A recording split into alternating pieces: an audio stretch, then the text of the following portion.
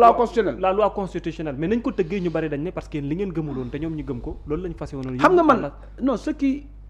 au conseil constitutionnel. waaw c'est-à-dire les man modifications sur la constitution. man li ma d'accordul lenn laa d'accordul. mooy. man ànduma ak ñoom bu ñuy def lii. waaw loolu dama amoon programme. waaw sa programme bopp. ànd ak moo candidat ñun gëmuñu woon lii. waaw ñoom ñu gëmloo sénégalais yi lii. xaw ma ndax sénégalais yi liir nañ ko wala. dinañ ko def c'est seen projet la bokkoon. waaw seen programme politique. sénégalais yi voté leen ne leen doxal leen. pour man mu neex mu metti dañ ko war a doxal mais nag dañ ko war a yóbbuwaat ci sénégal gën leen ko expliquer waraan leen ko parce que temps élection présidentielle amuñu woon temps peut-être pour expliquer loolu les sénégalais ñi xam ko bu baax. donc ça veut dire que ñoom ñaar ñëpp tey le président Bassirou Diomaye dafa war a tënku ci loolu pour que ñu dem au niveau comment ñu dem ci référendum ñu dem ci référendum pour sénégalais yi ne leen li ñu leen waxoon ba ngeen voté ñu présidentielle réforme yooyu ñu ngi nii ñu xool ndax sénégalais yi ils auront le temps de faire comprendre ñun boobaa ku ci nekk dootoo talent président mais ils sont déjà d'accord non xam nga programme bi moom lañ jaay bañ fal leen non xam nga non attention te li leen fal non xam nga dafa am loo xamante ne loi constitutionnelle la des lois constitutionnelles gis nga programme waaw sénégalais ils peuvent voter parce que dañ la muy Macky Sall muy Macky Sall muy le président Abdoulaye Wade dañoo amoon majorité am programme waaw mais bu s'agit de changer la loi constitutionnelle dañoo delluwaat ci sénégalais expliquer waat leen ñu dem référendum parce que ce sont des lois constitutionnelles yoo xam dañ koy modifier pour man loolu kese laa trouvé loolu kese la ñu waroon def boobaa nag dinañ xam ne ñoom ñoo am majorité wala amuñu majorité léegi nag comme je te le dis Bassirou Diomaye Faye bi àndoon ak ñoom ñi àndoon tey ñoom ñoo xuloowaat pour te dire toujours rek la waxeet c'est à leur côté les beneen bi mooy li gënoon a yomb moo gën a yomb waaw te defuñu ko mooy lan dañoo ñëw ne bu ñu ñëwee dañuy génn le président de la République day génn conseil supérieur de la magistrature Babacar loolu moo gën a yomb xam nga loolu jarul dem conseil dem référendum li gën a yomb ñu ne dañuy dindi caisse noire loolu jarul dem référendum jarul dem conseil constitutionnel li cour constitutionnel non leneen lu gën a yomb lu ñu mën a def te duñu dem ci constitution bi te duñ laal ci loi duñ modifier la constitution mooy lan président buy génn conseil supérieur soxlawuñ coono bi yëpp bu ñu dindi caisse noire soxlawuñ coono bi yëpp bu ñuy def appel à la candidature pour les postes nominatifs soxlawul coono bi yëpp pour te dire que rek ñii dañuy foowee xelu askan bi mooy li soxlawul coow li def leen ko ba pare ba mu am d'abord ba mu am une volonté politique ba pare bu ngeen ko defee ba pare lépp lu ngeen indiwaat ci lu ngeen waxoon boobaa day doon loo xam day dëggu ci ñoom est-ce que comprendre la mais la moo tax nga ne lii waxeen la alors que loi bi initié nañ ko ba yóbbu ko assemblée ba voté ko ba noppi xam nga dama la ne loi bi am na lu ci jiitu non xam naa fi ngay waxee engagement politique yi jiitu moom Sonko mu ngi woon ak président Bassirou Diomaye Faye ci benn gouvernement mu nekk chef de gouvernement mu yor majorité parlementaire defu ko mu xaar ba mu génn mu door ko commencé def donc ça veut dire toujours ils sont dans des calculs politiques li ma gëm ba gëm mooy ñoom ils ont eu tout le temps de le faire ils ne l'ont pas fait et ba pendant que sénégalais nekk ci ñu waroon def ko bu yàgg heure bi da leen waroon fekk ñu jublu ci soxla askan bi mais jubloo duñ ci soxla askan ñu ngi nekkaat ci dans la politique politicienne mooy toujours mooy askan bi dañu war a xool réellement est-ce que mais en tant que républicain en tant que républicain c'est vrai am nga parti politique am yenn posture yi mais ce qui a été évoqué de la manière dont la loi a été votée la manière dont les amendements ont été également proposés à l'Assemblée nationale et de la manière dont le recours a été déposé au niveau du Conseil constitutionnel et la réponse du Conseil constitutionnel et la confirmation aussi de Serigne Gueye Diop que ne il y aura plus de référendum c'est derrière nous désormais tout cela tey en tant que politique lan la lay wax carrément ci diir bu gàtt boobu en termes de démarche de proposition ak également non li ma la wax tey mooy waaw ce pouvoir c'est un pouvoir de reniement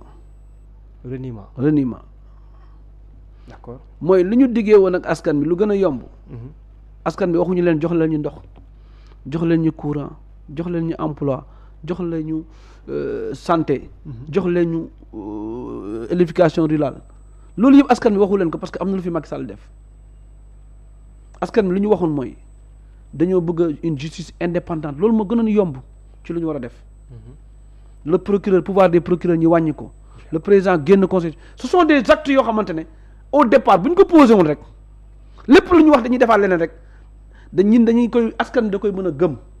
duñ ci am benn problème duñ ci am benn problème mais du moment que ñoom ñaar dañoo dem ba am problème. waaw rek keneen ki yàqamti indi lu ñu waxante woon rek. te bu mu nekkee ñoom ñaar kenn deful lu ñu waxante woon ci ñoom ñaar donc ça veut dire que ça pose problème mooy lan ça veut dire qu'on revient à cette calcul de la politique politicienne. léegi nag jot na. Sénégalais xam jot na Sénégalais ràññee jot na aussi ñu xam ne Bassirou Diomaye Faye lu ñu ko jox attanu ko. d'accord attanu ko. te leneen li mooy lu gën a garaaw. waaw mooy pendant que attanu ko pendant attanu réew. attanu ko parce que deful résultat deful résultat te di ko waaj a def talul réew mi mais di dem di tali parti politique pour créer parti politique te ku xam création parti politique. xam nu mu méttee. temps bi ci nekk ak lu ci war a nekk ak loo ci war a def heure bu nga war a liggéey yaa ngi recevoir yaa ngi calcul yaa ngi ne diw maa ngi recevoir maire bi maa ngi def nangam instant bi ku ci nekk koo ci indi tamit ku ñëw ci yow dina am lu mu la tegal ci taabal bi. d'accord léegi nag nga war a nommer ñii nga war a defal nangam tout ceci nag moo tax it boo ko xoolee moom jamono ji boo ko xoolee boo xool ko. kan moom Bassirou. xam ne il est fatigué. dafa sonn. il est fatigué parce que yitte sénégalais dañoo bari. non yitte boppam moo bëri. yitte boppam moo bëri nekkul ci yitte sénégalais nekkul ci benn yoon ci yitte ci biir yitte boppam kese la nekk nekkul ci yitte benn sénégalais jublagu ci sax. mais li conseil constitutionnel joxe comme décision ndax nekk na lu la bett ci bi ko président saisiré. xam nga man nag je suis républicain et les décisions du conseil constitutionnel. bettu la lu ñu mën a décider keroog bu ñu nee Ousmane Sonko day des assemblée nationale bu ñu rejeté recours boobu. waay dañ ko saluer man dama ko saluer sama page en tant que républicain. tout comme avant-hier aussi. voilà donc pour man décision conseil constitutionnel qui ne fait d'objet d'aucun recours. waay article 92 de la constitution. donc pour man du ma ci commenter. alors li may wax rek mooy. on n'a pas besoin d'une cour constitutionnelle. on n'a pas besoin de cour constitutionnelle. jamono ji xam lu ñu gën njëkk soxla. déedéet. d'une justice indépendante. lu ñu gën a soxla mooy santé pour tous éducation pour tous. Ousmane Diagne lu ñu gën a soxla mooy dalal sénégalais jiboo tàppe xol yi et aussi cette politique là pression bi dafa metti ñu wàññi. mais Ousmane Diagne wutu le défunt Badio Camara loolu lan la lay wax acte bi mu jël barki démb pour nommer ko en tant que nouveau président du conseil constitutionnel. je ne suis pas d'accord c'est un danger c'est un précédent dangereux. un précédent dangereux. oui lu tax loolu. parce que lu tax ma ne c'est un précédent dangereux un ministre est un homme politique et le conseil constitutionnel c'est notre juge constitutionnel. mais posé wul acte politique bu tax ñi ne di wax. parce que lu tax mais Ousmane Diagne a été nommé dans un gouvernement partisan. il a été ministre de Diomaye Faye il recevait des ordres de Diomaye Faye il recevait des ordres de ce régime. Oui. Et maintenant il est nommé président conseil constitutionnel ça veut dire que c'est mêmes ordres qu'il va recevoir pour man jàpp naa ne par éthique moom ci woon da ko war a bañ. parce que xam nga lu tax. parce que ñun man tey mi jëm kaso ñaari yoon Ousmane Diagne yóbbu ma kaso ñaari yoon. moo nekkoon ministre de la justice moo nekkoon garde des sceaux c'était le patron du parquet. est-ce que yëgoon na sax. non mooy jëg non dem mënul am lu koy rëcc beneen li mooy. la traque ñun chez nous le cour bu ñu installé au niveau de l'Assemblée nationale ba ñu jàpp ay ministres le haute cour de justice kan moo ko installé. Ousmane Diagne moo ko installé. député yi waaw mais moom moo leen saisir. comprendre nga. ñu jàpp tey bàyyi leen ne leen defuñu dara ci Ousmane Diagne lañ leen jàppee pour man. cette traque contre les anciens apéristes contre les anciens dignitaires de ce régime contre ce traque-là c'est Ousmane Diagne qui l'a dirigé contre nous et maintenant c'est même Ousmane Diagne on lui demande aujourd'hui d'être notre juge constitutionnel nous bu ñu dem élection moom mooy ne diw mooy nangam wala am na ci dogal bu am solo mais je ne suis pas d'accord et par éthique je ne suis pas d'accord. Omar war sa game dafa jafe quoi Omar nag Omar mais un magistrat boo xam nga j'ai pas le problème avec non xam nga tey ma wax la benn affaire. Aujourd'hui mosoo ko gis mu posé benn acte non man lépp non ko président xam nga il a été avocat à la cour avocat général à la cour suprême. waay ñi doon dem procès avocat général à la cour suprême bi waroon défendre l'État contre Ousmane Sonko nañ ñu wax quelle était la position de Ousmane Diagne. lan la woon non man du ma ci wax nañu wax tey quelle était la position de Ousmane Diagne ñu jóge ci loolu avec notre régime ñu jóge ci loolu ñu nommé ko ministre de la justice donc ça veut dire que il devient une personnalité politique. donc dañ koy jàppe xam nga nu mu mel.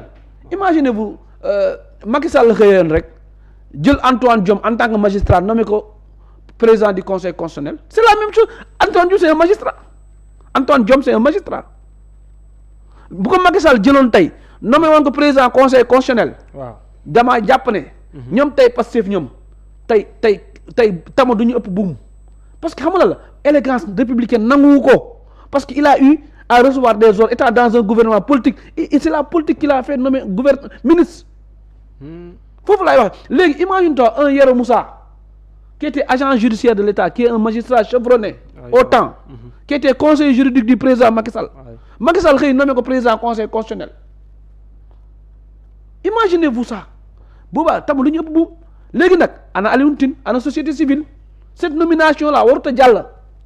mu pour man dañ ko war a dénoncer parce que lan on ne peut pas être un moment tu étais parti et maintenant tu deviens juge. non mais boobu mais Omar foofu laay waxee ministère mais muy nekk ministère de la justice dégg nga ko nee na kenn jofu ko pression du nangu kenn teg ko len. il a toujours joué un rôle boo xamante ni amul ku lay wax dama ne amul ku lay wax que dama subir pression. d'accord xanaa bu xëyee ñu dàq ko. fekk pour mu justifier insuffisance résultat mu wax loolu pour mun a amaat benn légitimité politique pour wax. d'accord tu comprends mais man li ma gëm ba gëm mooy. la place de Ousmane Diagne c'est un magistrat je respecte son statut de magistrat et je respecte encore tous les magistrats de ce pays mais il a eu à servir politiquement ce régime sous ce régime il ne doit pas être le président du conseil constitutionnel c'est incompatible mënut a nekk warul nekk parce que il a été parti il peut devenir juge et léegi nag opposition bi ñëpp ñu ngi toog di xoolee ñii di tàccu parce que dañoo jàpp nañu am problème ak Sonko dañoo jàpp ne Ousmane Diagne dafa am problème ak Sonko alors qu'il ne regarde pas loin de là il regarde juste que Ousmane Diagne ak Sonko moo ko génne ci gouvernement bi nangam mais man je regarde plus loin. d'accord et sama gis-gis boobu mooy Ousmane Diagne warta nekk suñu président conseil il y a beaucoup de magistrats qualifiés il y a beaucoup d'autres qui sont là il y a beaucoup de sages parce que au conseil constitutionnel on a besoin des sages. Non, parce que lan en France du rek ay magistrats. dañuy dajale corps yëpp souvent ñoo xamante ne parce que am na loo xamante ne ce sont des décisions yoo xamante ne juridiques la mais il y a des décisions yoo xamante ne c'est selon le climat social du pays et ça pour le faire il faut être sage pour le faire d'accord il faut pas être un politique pour le faire parce que le politique tu ne regardes que tes intérêts d'habitude d'accord mais Omar yow man ku jigi nga féetee ñoom nee nañ mënuñ laa comprendre wala nga wax leen yow ndax Pastef ngay neexal wala lan la yow yaa ngi nekk ak ay nit ci kujje gi nga ne leen mbirum transhumance ndax gis nga président de la République mu ngi dalal rek nga commencé attaquer kujje gi ba ñu bare ci ñoom sax jàpp nañ ne fu mu toll yow c'est intérêt bopp ak c'est mbir ci nga ne mais li ngay wax sax gëmuloo ko. waaw xam nga man lan ngay toon ci seen xam nga li may wax toujours rek. waaye sant yàlla parce que nee naa leen vraiment ku ma gis jamono ji xam na ne maa ngi sant yàlla bu baax. alhamdulilah comprendre donc ça veut dire que soxlawu ma nekk ci nguur pour mën a sant yàlla. d'accord comprendre. alhamdulilah beneen bi mooy. Babacar. waaw jamono ji je pense que dem wuyu ji Diomaye Faye moo gën a yomb dem wuyu ji Ousmane Sonko.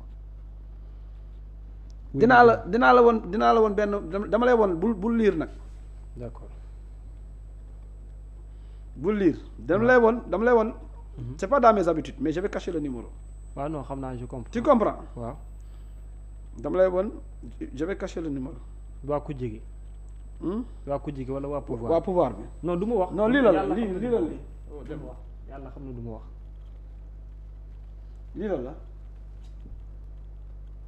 gis nga. waaw te kii kan la.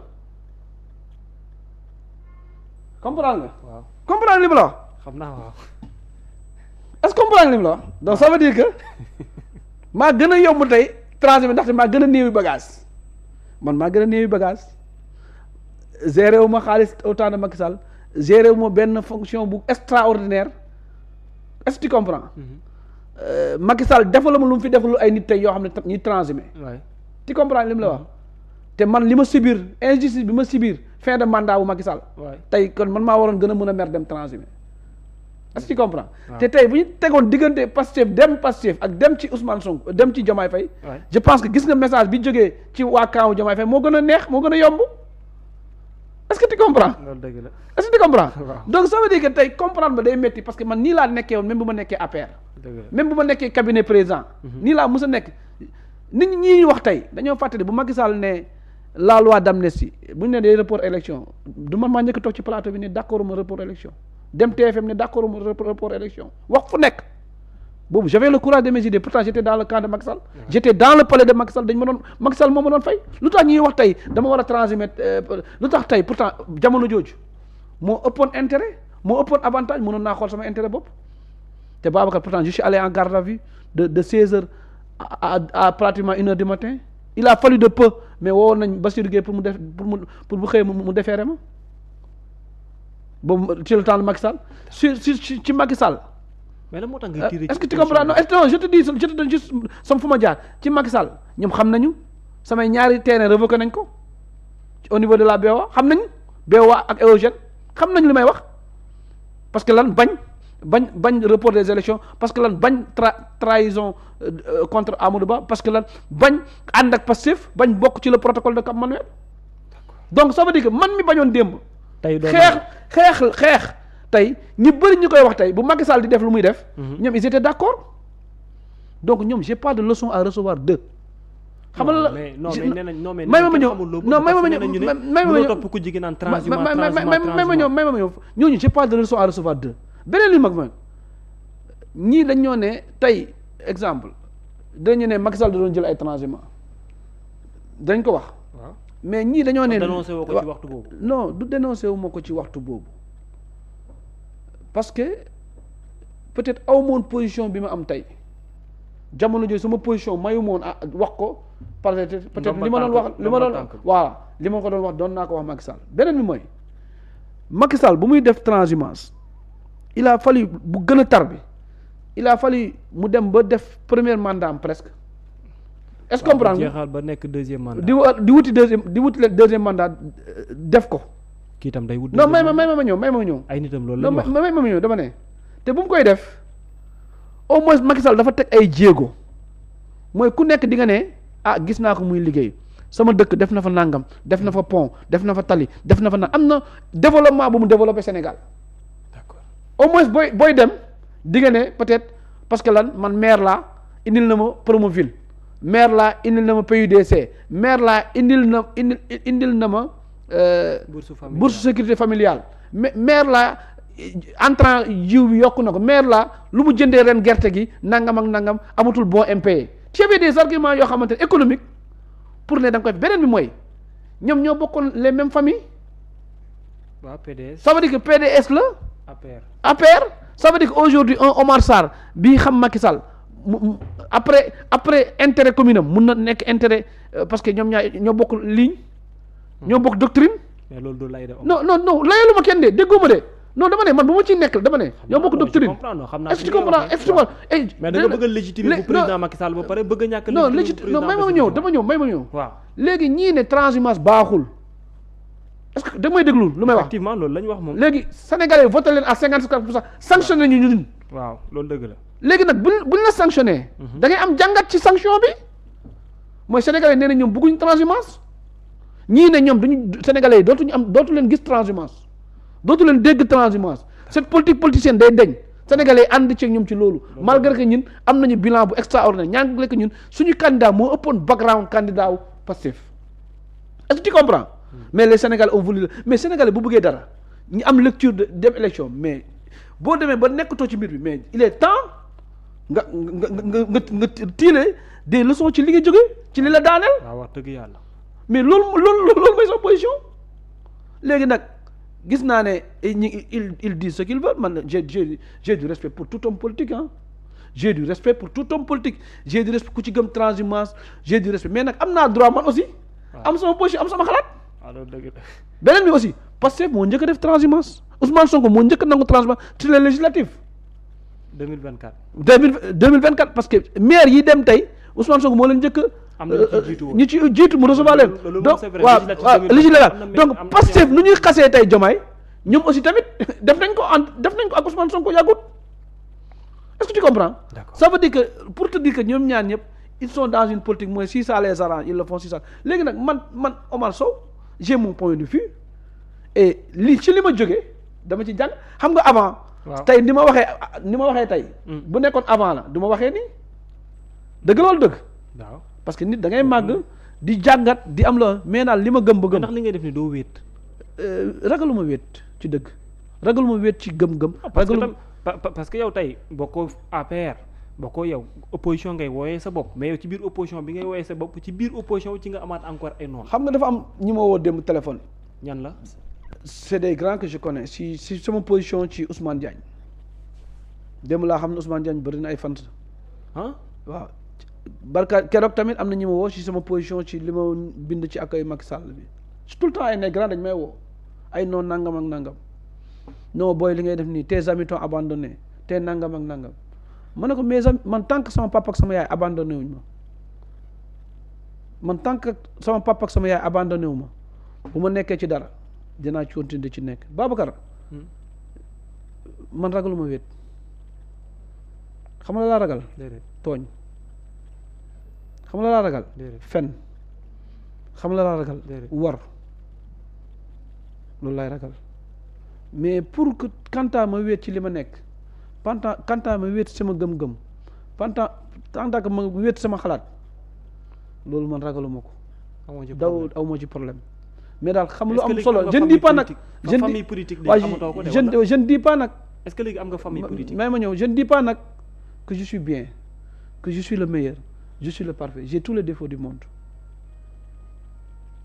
tu comprends mais j'ai ma famille politique mooy nan am na ñoo xam ne bu nekkee benn lañ bu nekkee ñaar lañ bu nekkee fukk lañ muy sama mouvement OSIS ñu may àndal samay xarit samay mbokk ñooñu gëm nañ ma ñooñu ànd nañ ak man parce que lan xam nañ man maay kan Babacar dafa am lu garaaw lu ma bàyyi sama xel bii mooy Babacar sama papa chauffeur Sotrac la woon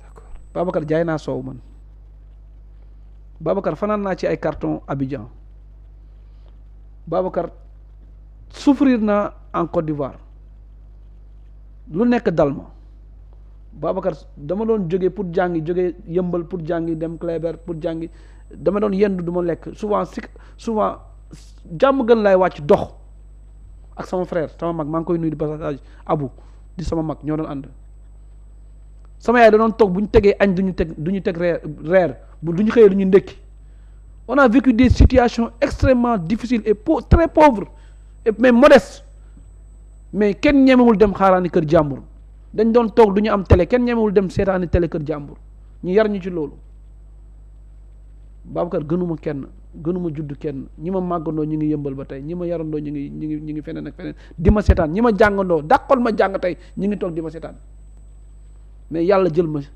teg ma ci kaw ñu ci ëpp ci ñoom ça veut dire que man yàlla desalatuma dara xam lu ma yàlla desal ma bañ a fen ma bañ a tiit ma bañ a ragal a wéet ma bañ a wor ci posture boobu ci opposition bi mu nekk ci opposition bi mais ma ñëwi ci mu nekk ci opposition bi ma ñëwi ci pouvoir bi damay ñaan suñu borom yàlla na ma ci dimbali ci lu ma yoon bu ma jël mais donc yow sa posture bii nga jël nii du ay question de calcul naan non fii laa bëgg a jëm wala fii laa bëgg a jëm mais c'est pour rester intact au niveau de l'opposition ñaan naa yàlla rester intact te loolu laay ñaan suñu borom deew ma fenn li ma bëgg mooy xeex le 8 Diomaye dina def parti am après ça les gens vont savoir qui sont de l'opposition alors li évolué ci seen relation ñoom ñaar noo ko gisee parce que ñooñu dem nañ bay commencer définir kan moo trahir moromam wala kan moo trahirul moromam sa posture ban évolution sama posture y a pas d'évolution mooy pour man Bassirou Diomaye Faye lu mu nekk di muñal ñu mu àndal bu ko muñaloon Ousmane Sonko ànd ak moom te parce que Pastef moo ko fal au pouvoir maintenant je peux dire trahison c'est un mot de trop parce que fu mu nekk ni ñoom ñëpp dañu may wut erreur la ñu xool ma def ko ñu jàpp ma tëj ma ci kaso bi ci loolu la ñu nekk que ce soit certains gens de l'opposition et de ce pouvoir là parce que je suis très combattu pour te dire dans l'opposition maintenant il y a un truc pour me fermer la bouche ñu ngi ci moo tax j'évite beaucoup de choses xam naa ne instant bi le procureur man rek lay seetaan comprendre nga mais pour man li ma jàpp lu muy muñal ñeneen ñi bu ko muñalee njabootam famille politique am coono bu muy daj bu ko dajee pour famille politique am day ànd ak ñoom maanaam mook Pastef parce que lu mu nekk def àq la ñoom ñoo àndandoo ñoom ñoo xeexandoo Pastef moom nguur gi c'est pour ces 5 ans là ku ci bokkul àndoo ci peut-être allié bu ci bokk ànd ak ñoom am nga droit gérer mais pour man Bassirou Diomaye Faye war na lu ko Ousmane Sonko def war na ko muñal parce que moom lu mu ñu wax ci Ousmane Sonko la. d'accord Ousmane Sonko tamit lu ko Bassirou Diomaye Faye def. war na ko muñal parce que moom lu mu taxaw ne sénégalais man maay Diomaye mooy man. lu mu taxaw ne sénégalais kii moo ma gën a jub lu mu taxaw ne sénégalais kii moo ma gën a méthodique. donc pour man bu taxawaatee ne leneen rek ci Diomaye rek. ça veut dire que moom. sikk na aussi moom tamit sikk na aussi. Diomaye aussi moo taxaw ne tuddee naa ko doom. tuddee yaayam doom. Ousmane Sonko xoolal ndax ay valeur am Ousmane Sonko xoolal sama fauteuil bi Ousmane Sonko man je travaille pour que Ousmane Sonko ñëw président de la République man waxul damay travailler pour développer Sénégal damay travailler pour Ousmane Sonko remplacer ma pour Ousmane Sonko xoolal fauteuil bi je le rendrai un premier ministre super fort moom mu ne Ousmane Sonko dina ñëw assemblée nationale Ousmane Sonko ne du ma dem assemblée mu tas assemblée nationale bi mu dëddiir ngir Ousmane Sonko au nom de la parole du chef de l'État dama fooree Ousmane Sonko jaral mu def ko donc pour man jàngat boobu bu ñu ko defee ñoom ñaar ñëpp soit dañuy ànd wala ils vont disparaître tous les deux pour jërëjëf en tout cas Omar maa lay remercier bu baax a baax 13h jot na jaajëfal la bu baax ci disponibilité ak waxtaan bi amoon na solo remercier la encore une fois yow heure bu ñu la soxlaa disponibilité bi dafay nekk moo tax saa su ne damay am mbégte aussi di la retrouver mais di la dire également aussi merci beaucoup Babacar man maa lay remercier di aussi remercier les Sénégalais parce que wéetuma de ñàkk a wéet mooy j'ai beaucoup voyagé ces temps-ci aéroport boo dem wala gare boo dem train boo dugg di nga daje teg Sénégalais bu la nuyu mu bokk ak yow parti ñàkk bokk ak yow parti dina la encourager dina la féliciter dina tax yow discuter yow wax la xalaatam mais du la wax cambay du la wax cib c'est important donc loolu aussi maa ngi ciy sant Sénégalais yi ma dajanteeg fan yi yëpp ñi ma gisanteel yëpp donc ça veut dire que sama posture bi fas naa ci yéene continuer parce que tamit c'est important di nuyu waa Yëmbal fan yi nag maa ngi waajal sama mouvement bu bees tàq non dañ koy développer parce que dafa am mouvement bu mag bu ñu jël teyal structuration la ñuy def parce que dama fas yéene taxaw xam naa am naa potentialité xam naa ñi ma gëm am nañu potentiel xam naa ne am naa war naa mën a bokk tey ci ñu war a gouverner demain gox-goxaat yi nga bëgg a dawale ji sa objectif pour man sama objectif romb na gox-goxaat tey waaw mais bon sama objectif d'abord premier objectif mooy d'abord rassembler la famille républicaine rassembler toute l'opposition les vrais comprendre quoi voilà que ce soit APR authentique que ce soit les vrais républicains d'accord aussi rassembler les Sénégalais qui ne voulaient pas de ce régime et qui n'en veulent toujours pas d'accord taxaw nag loolu moo njëkk et toutes ces têtes là rassemblées autour d'une grande coalition que ñu dem muy gox-goxaat muy leneen ak leneen c'est pas ma personne qui intéresse aujourd'hui j'avais la possibilité d'être député on m'a pas mis sur une position kenn dégguma ma gedd wala nangam te boobu ba tey je pense que tey posture bi mu am député yi ñi ñu fal sax amuñu ko tey au niveau de l'Assemblée